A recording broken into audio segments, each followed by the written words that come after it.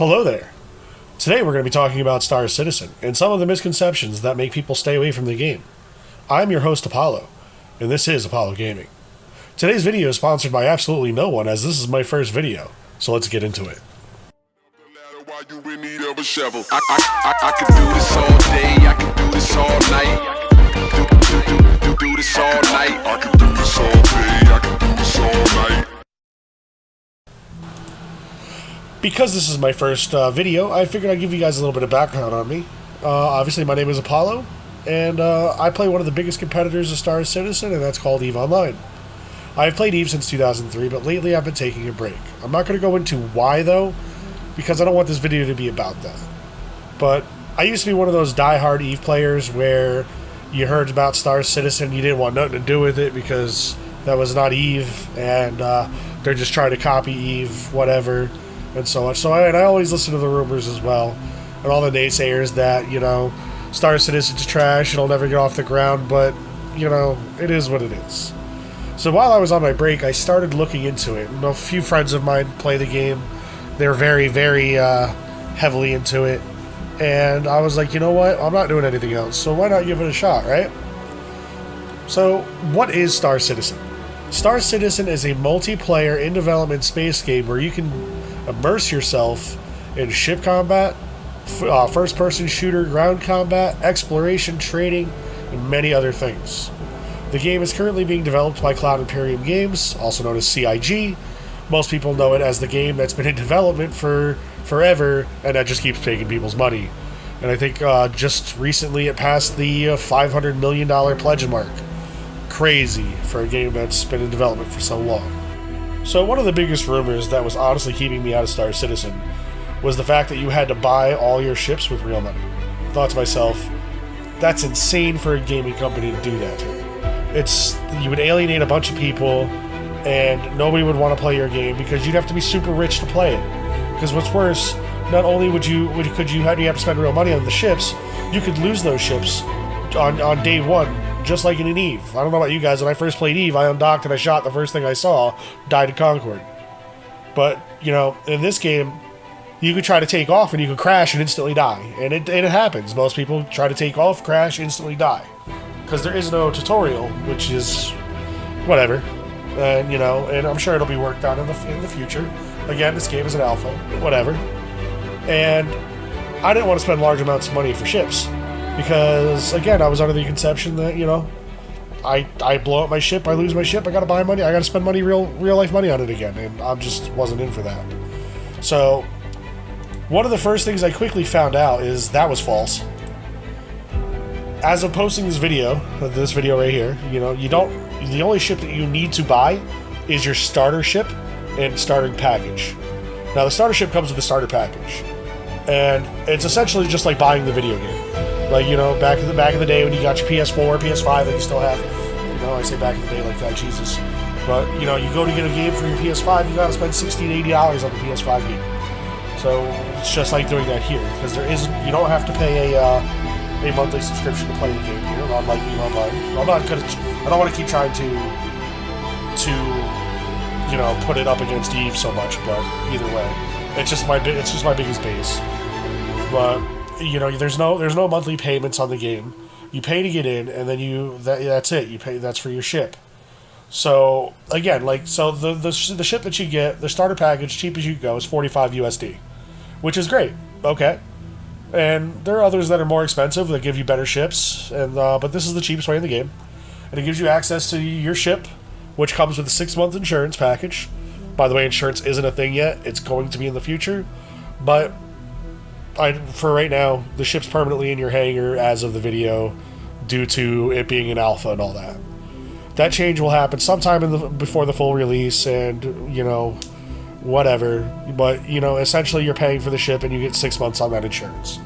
So when the insurance thing finally comes out, you'll be able to have your ship you won't have to pay for insurance for 6 months.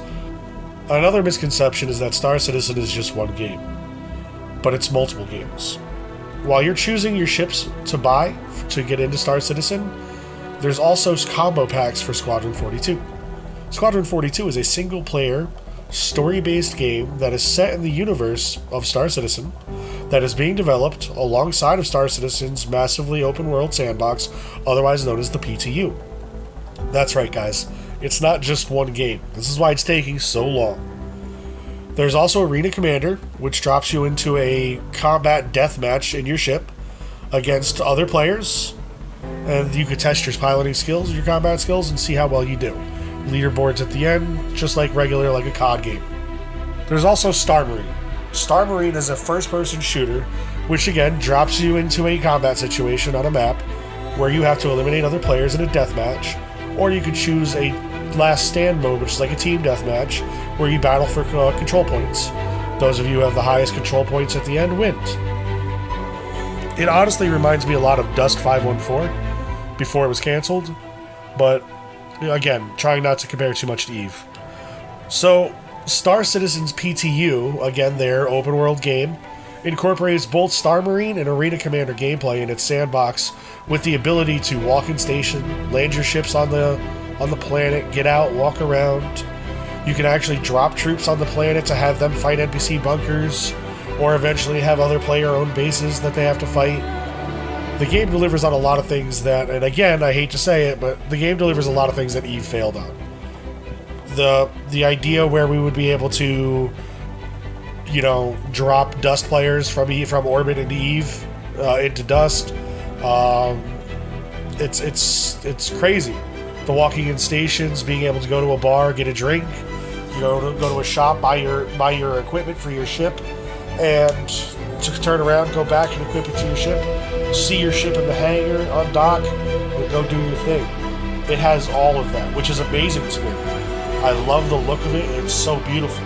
There's nothing crazier than walking out of the turbo lift into your hangar where you see your massive ship there. Imagine walking out of fucking Gita 404. You're walking to your dock, and you're able to walk literally right up to the door of your avatar, or of your rock battleship, or whatever. They have that shit here. I mean, I shouldn't have said Avatar because I know Titans can't go in Gita, blah, blah, blah, high sec, blah. Shut up. But it's that feeling that you get when you're walking up to your ship, you're like, holy shit, this thing is huge. But yeah, I don't know. To me, it's nice. And the social aspect of going to a bar in the station and being able to use voice chat in game to talk to somebody. Hey man, what's good? And you get to meet people, go out on crazy missions that they want to go do, and I don't know, man. The sky's the limit on that stuff. But yeah, Star Citizen also has one-person fighters to massive multi-crew ships, and even larger ships that are not even out of concept yet. Some of these multi-crew ships will be required to have 20-plus people to fly them and fully man them. We're talking turrets, pilot seats, damage control. Whenever that's introduced, you'll be able to run around the inside of the ship, repairing shield generators, the power generators, things like that. And it's pretty crazy. There's even ships that allow you to fly up to another ship after you've disabled it, and you can hack your way into that ship, and you can then take it over from the inside. It's pretty crazy. And then you're going to need pilots to carry any other ships that your ship carries into battle, such as like carriers that have fighter support wings and stuff like that. But like right now, at current, the Hammerhead is one of the largest ships that you can own in the game. That's meant for combat, and it requires 6 turret gunners and a pilot to be fully effective. And that's one of the largest combat ships you can get currently. There's other ships that are larger, like the 890 Jump, but it's not really a multi-crew ship so much as a luxury liner. But it is massive, by the way, doubles the size of the Hammerhead. And the Hammerhead is nothing compared to the Javelin, which is coming. And the Javelin is like double the size of the Hammerhead, or even triple the size, I think. I'd have to go back and look at the stats. But yeah, so we have other ships that are coming, like we have carriers that are coming out that are going to be like 20 to 30 man crews. The Javelin is going to be 20 to 30 man crews. They have big, massive starships that are planned for late in the game that are going to be almost a kilometer long, which is again like the size of one of the Titans in EVE Online. And if we're talking ships like the Javelin needs 6 people, or not the Javelin, I'm sorry, the Hammerhead needs 6 turret gunners and you know, probably like 3 to 4 other people to you know, to maintain it while it's in combat, that ship is only like, actually I can look real quick. That ship is only like 100 meters. No, it's actually, let's see, here it is. Yeah, it's 115 meters long. The Javelin is 480 meters long. Sorry to pause for that, but like that's crazy. The Javelin's going to be a massive ship, and like there's other ships that are going to be bigger than that. We're talking like over a kilometer long, and those are like the mainline battleships that these guys use. So you can tell that it's not client driven in this game. It's more people driven. Like, I need multiple people to run my ship, because there's no way you're going to be able to. There's no way you're going to be able to use you know, multiple clients to run Star Citizen and being able to effectively do stuff. It's not like Eve like that at all, which is, I think, is an amazing thing, because it removes the ability to who has the strongest machine, or who has a bot that can run this, that, and so on and so on. But yeah, so like that is a really important thing that I really like about the game.